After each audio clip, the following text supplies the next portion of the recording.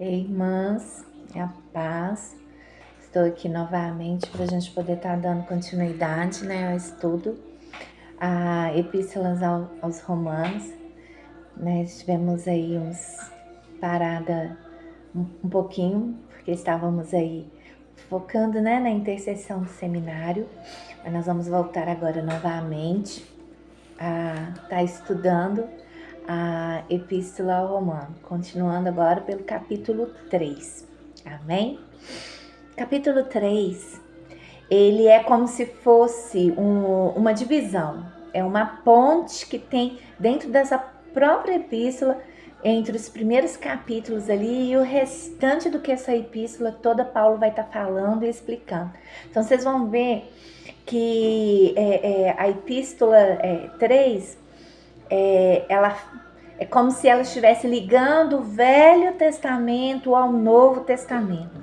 É Paulo explicando sobre a lei e revelando ali sobre a graça, mostrando ali sobre a importância dos judeus, mas também falando também que Jesus veio também para os gentios. Vocês vão falando ali que ele vai ligando os pontos, é uma ligação. O capítulo 3 é como se fosse uma ligação. E começa aqui Paulo, no capítulo 3, ele falando: qual é, pois, a vantagem dos judeus? Ele começa esse capítulo com essa pergunta. Ou qual a utilidade da circuncisão? Muita sobre todos os aspectos, principalmente porque aos judeus foram confiados os oráculos de Deus. Foi confiados os segredos, os tesouros, as riquezas, as profundidades do Senhor. Esses oráculos, eles foram ali confiados a esse povo. Aqui, como eu falei, teologicamente, Romanos capítulo 3 é a ponte entre a primeira parte da carta, que apresenta a provação e a culpa universal. É a revelação do caminho da salvação pela fé em Cristo. Aqui Paulo derruba as pretensões humanas e eleva a graça de Deus como o único caminho possível. Então aqui nesse capítulo, Paulo joga por terra. Se o homem pensa que ele consegue se salvar por algum mérito, por algo que ele possa fazer, ele joga tudo isso por terra. Nesse capítulo também, Paulo também joga por terra se por acaso, os judeus, eles pensavam por eles ser o povo escolhido de Deus, eles eram salvos por isso, por terem, vamos falar, esse critério de serem judeus. Paulo também joga isso também por terra. Esse capítulo ele tem um caminho, vocês vão ver que durante todo esse capítulo a gente vai ver que Paulo foi traçando ali um caminho. O primeiro, que a gente vê aqui, que é essa pergunta, que Paulo começa ali. Existe alguma vantagem em ser judeu? Paulo vai falando, vai narrando sobre isso, do versículo 1 até o 8. Embora todos já sabem que os judeus estão debaixo do pecado, ele não nega o privilégio que Deus concedeu a esse povo. Paulo não despreza esse privilégio não, amadas. Pelo contrário, é um privilégio imenso. Imagina você fazer parte do povo escolhido, da nação escolhida por Deus. Ele poderia ter escolhido qualquer povo, qualquer nação, mas ele escolheu aquele povo para se revelar para eles e através deles. E ainda esse povo ele escolheu para que o seu filho nascesse ali. Então, quer dizer, a nacionalidade do filho de Deus é judeu. A maior foi ter recebido, o maior de todos os privilégios foi ter recebido as palavras de Deus. Está lá em Romanos 3, versículo 2. Privilégio implica em responsabilidade também. Muitos judeus confundiram esse privilégio com garantia automática de salvação. Se alguns foram infiéis, isso anula a fidelidade de Deus? Em Romanos 3, versículo 3, Paulo faz essa pergunta. A gente vai ver que aqui no início há várias perguntas e Paulo vai responder em todas elas. A resposta é enfática: de maneira nenhuma. Mesmo que o homem seja infiel, Deus permanece fiel. A natureza de Deus, seu caráter, não existe nenhum traço de infidelidade, pois ele é a própria justiça. Então é que joga por terra que se, por acaso, nós formos infiéis, então Deus vai ser infiel para conosco? Porque a gente sabe que, se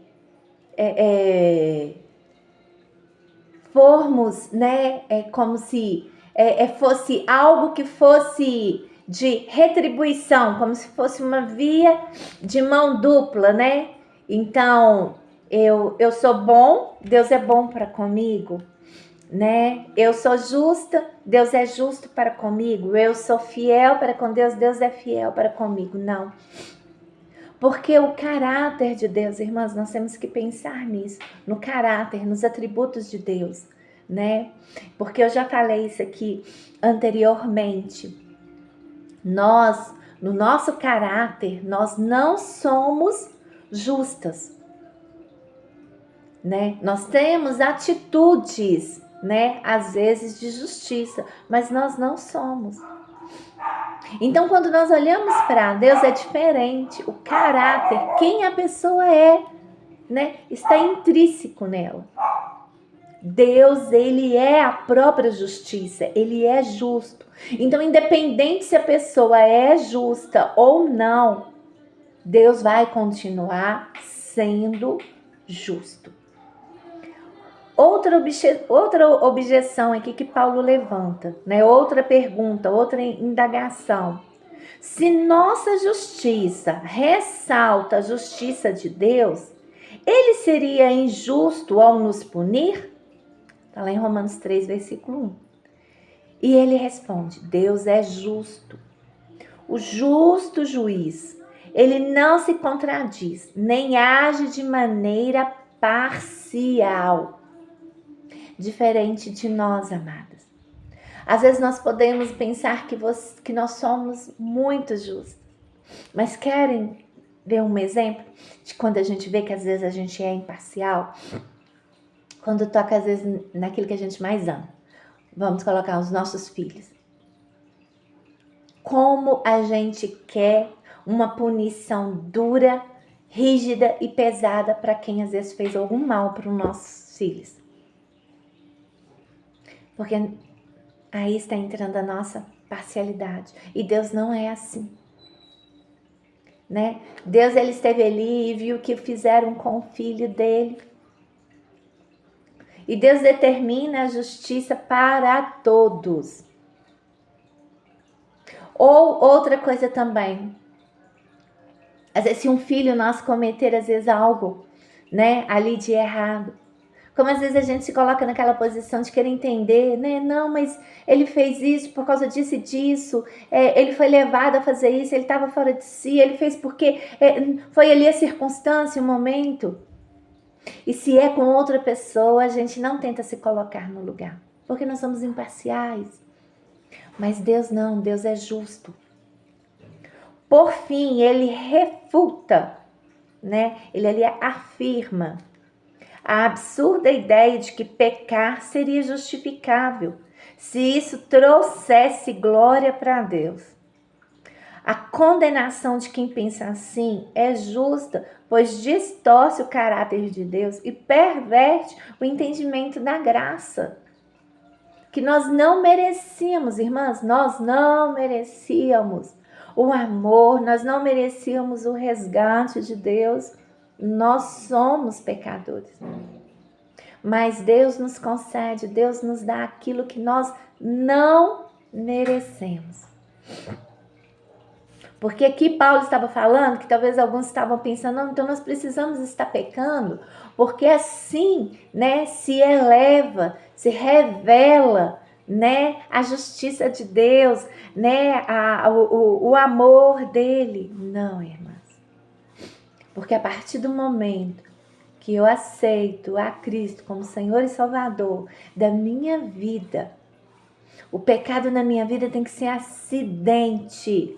É algo que não foi planejado. Eu não pensava em fazer aquilo, né? Às vezes você não sabe nem direito se explicar como que você acabou fazendo aquilo. E aquilo traz, amadas, um temor tão grande ao teu coração. Porque você se sente tão suja. E você não quer estar em momento algum distante do Pai. Você sabe que o pecado faz separação entre você e Deus. E você imediatamente, quando você tem noção que você pecou, você quer se arrepender. Você quer pedir perdão porque você não quer estar nenhum segundo distante do Pai.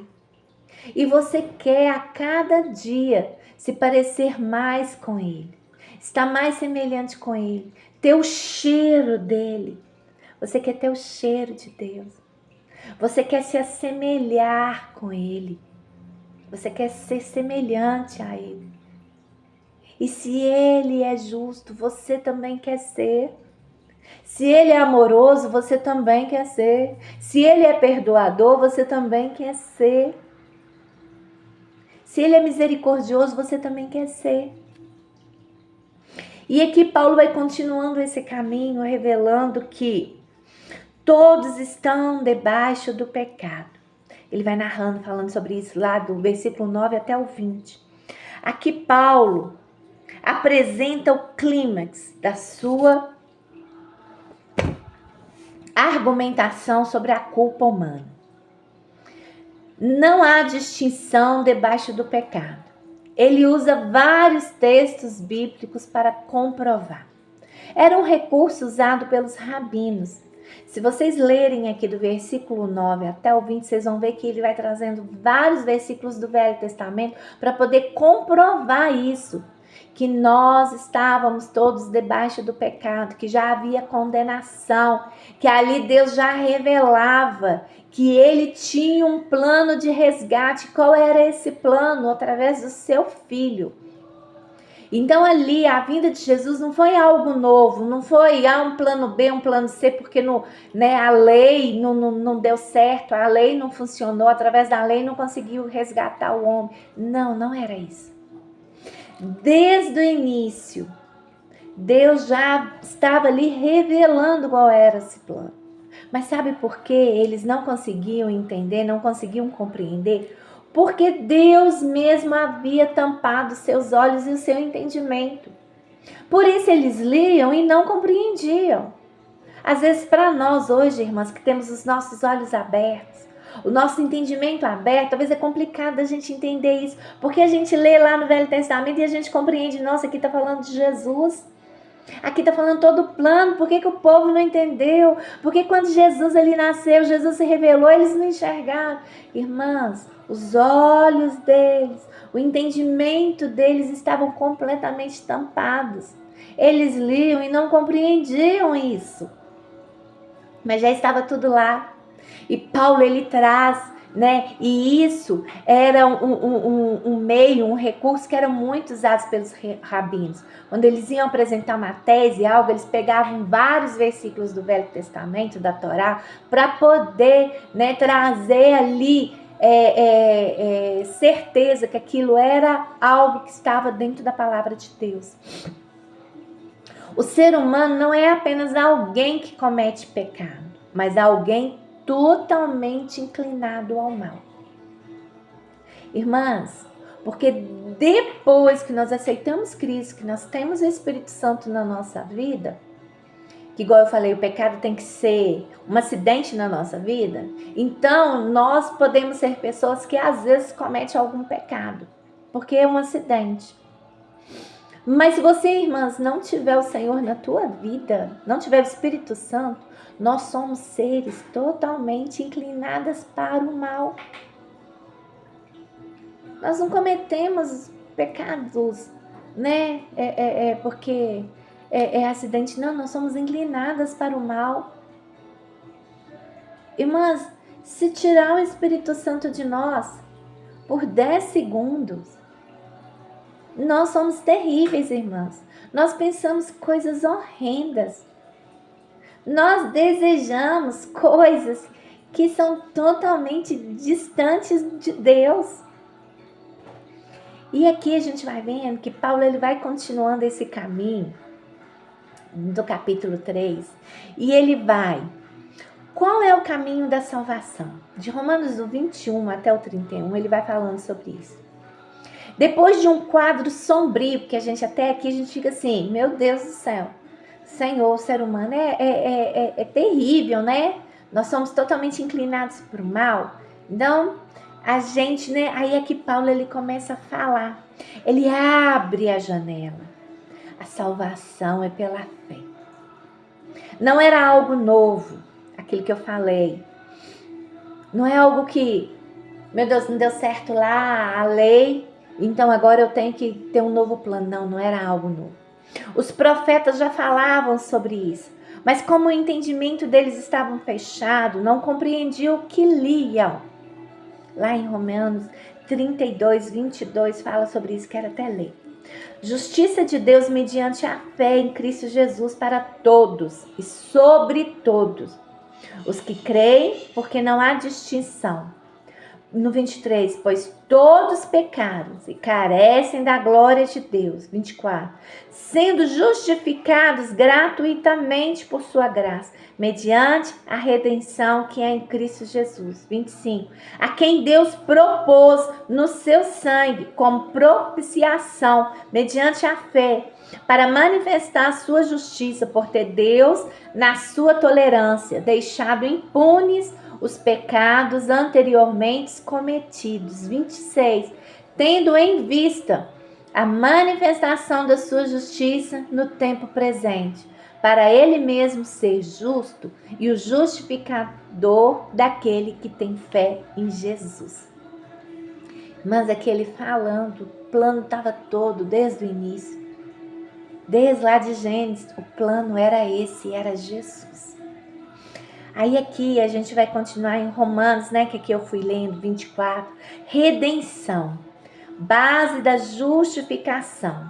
Esse termo remete ao resgate de escravos. É a libertação mediante o pagamento de um preço. Esse preço foi o sangue de Jesus. Nós éramos escravos do pecado. Para que a gente fosse... para que houvesse essa rendição, havia um valor que tinha que ser pago. Era um valor quase impagável. Mas o sangue de Jesus pagou todo o preço sobre nós. Todo o preço que deveria ser pago para que nós fôssemos resgatadas das mãos do pecado foi pago pelo sangue de Jesus.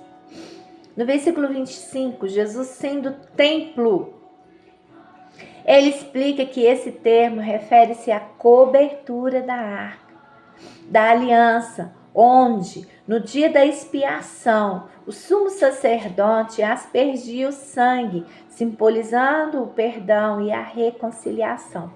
Aqui no 25 fala, a quem Deus propôs no seu sangue como propiciação, mediante a fé, para manifestar a sua justiça, por ter Deus, na sua tolerância, deixado impune os pecados anteriormente cometidos. Irmãs, lá no Velho Testamento, quando Deus foi passando ali para Moisés, primeiro ele passou ali os 10 mandamentos, que eram as leis fundamentais da fé, né, do povo. Mas houve, irmãs, mais leis de conduta, de comportamento, né? Havia leis sociais, né? Ali eram vários ritos que foram passados para o povo. Haviam festas, dias, o que eles deveriam celebrar, como fazer, e um deles era o dia da expiação, aonde era expiado o pecado do povo. Ali, o sacerdote, os sumos sacerdotes, o que eles faziam? Eles pegavam ali, tinham ali os animais certos, o animal certo, que tinha que ser morto, que era ali, né, o cordeiro. O cordeiro é o quê? É o filho, né, ali da ovelha com o bode, né? É o filhote, ele chama cordeiro. né? Depois que ele se torna adulto, se for fêmea vai se tornar uma ovelha, né? Ali, se for macho, vai se tornar um bode. Então, esse cordeiro, ele era morto. Mas não era morto de qualquer maneira, irmãs. Havia até a forma de como se matar ele. O sangue dele era recolhido. E era aspergido, era ali jogado por cima da arca. O que tinha nessa arca, irmãs? Deus passou todo o desenho. Depois, se vocês quiserem ir lá em Levíticos, ler lá, tem tudo lá explicado. Como que tinha que ser, com ouro, as argolas onde segurar, havia o desenho dos querubins com as suas asas cobrindo, então mostrando ali que nós estamos ali sendo guardados debaixo das asas do nosso Deus poderoso, é Ele que nos protege. E ali dentro da arca estava ali, tinha um pote que continha ali o maná, que era o alimento vindo de Deus. Então, revelando que nós somos alimentadas, irmãs, pela palavra de Deus. Hoje o nosso maná é a palavra de Deus. Tinha ali a vara de Arão que havia florescido, estava guardada ali, né? Mostrando ali, revelando que nós precisamos sim, né, dali da vara que corrige, que aponta o caminho, que dá direção. E tinha, né, ali a tábua onde estava escrito os 10 mandamentos, trazendo total direcionamento para o nosso comportamento, para a nossa vida diária, estava ali guardado. Então esse sangue, quando era aspergido ali para poder que todo o pecado do arraial de Deus ali fosse perdoado, era o sangue do cordeiro, mostrando, irmãs, ali já apontando qual é o cordeiro. O cordeiro é Jesus. Só o sangue dele é que nos perdoa, que nos lava, que nos dá acesso. Como tudo já apontava, irmãs, tudo aponta para Jesus, tudo. Aqui em Romanos 26, na cruz, ele foi justo e justificador daquele que tem fé em Jesus. Conclusão, não há espaço para vanglória. Não há espaço para eu querer me vangloriar, de achar que eu sou muito boa, de achar que eu sou perfeita. Não há espaço para mim. Não há espaço para isso em nós, amados. Porque tudo sobre Jesus. Não é nada sobre nós. A salvação não é resultado das obras, mas um presente recebido por fé. Deus é o Deus tanto de judeus quanto de gentios. É a fé em Cristo, não aqui. E a fé em Cristo não anula a lei, mas a confirma ao cumprir seu propósito de apontar para o Salvador. Irmãs, a fé em Cristo não anula a lei. Talvez muitos de vocês só ouvem às vezes falar sobre a lei. Mas é tão lindo, irmãs. Estou falando com vocês. Vai lá no Velho Testamento, lê Levíticos, lê Deuteronômio, lê Números. Irmãs que falam muito sobre a lei, sobre essas festas, sobre os rituais que tinham que ser feitos, que vocês vão entender e vocês vão ver quão lindo que é. E o quanto que isso apontava para Cristo, mas como eles estavam com seus olhos tampados, com seus entendimentos tampados, eles não compreendiam sobre isso, eles não entendiam. Mas nós hoje, quando a gente lê, a gente fala, meu Deus, isso aqui é Jesus. E você entende de uma forma tão linda, tão maravilhosa. Então por isso que Jesus fala, eu não vim para anular, eu vim para cumprir. Então ali não mais agora precisa de sangue de um animal para ser derramado sobre a arca. Eu hoje derramo o meu sangue sobre toda a terra. Então ele cumpriu tudo, irmãs. tudo. Por isso que hoje nós somos salvos, não pelo que eu faço, porque eu vou lá e mato um animal, porque eu faço sacrifício, porque eu faço holocausto. Não. Hoje eu tenho a fé, ela é um presente dado por Jesus Cristo, porque eu creio nele. O que o capítulo 3 me ensina? Ele me ensina que ninguém é justo por si mesmo. O capítulo 3 me ensina: o pecado afeta todas as áreas da vida. Todas. Irmãs, o pecado, ele afeta os meus pensamentos. O pecado afeta as minhas emoções, os meus sentimentos e afeta as minhas atitudes. O capítulo 3 me ensina: não posso me gloriar em nada, irmãs, porque tudo sobre Cristo, tudo sobre Deus, não é nada sobre mim. Ah, mas hoje eu sou muito santa. Irmãs, é o Espírito Santo trabalhando em mim, não é eu, é Ele. Se Ele sai da minha vida, eu volto a ser aquela pessoa horrenda, terrível que eu era. Por isso que às vezes a gente vê pessoas que às vezes têm 20, 30 anos de convertida e ela tem um deslize. Se ela, irmã, não se arrepende logo, não volta lá, sabe, se corrige, se arrepende, irmã, quão terrível que a pessoa é. Aqueles 20, 30 anos que ela andou na presença do Senhor se torna em nada, que a pessoa se torna um ser terrível. Capítulo 3 me mostra que a cruz revela o caráter de Deus. Qual é o caráter de Deus que nós vimos aqui? Que Ele é justo, que Ele é justiça. Capítulo 3 revela que a fé é o único caminho. Irmãs, não há outro. É só por fé que eu sou salvo. É mediante a fé que eu sou salva. É por fé que eu recebo esse presente chamado salvação. Amadas, espero que esse capítulo impacte, traga um impacto à vida de vocês, assim como trouxe na minha.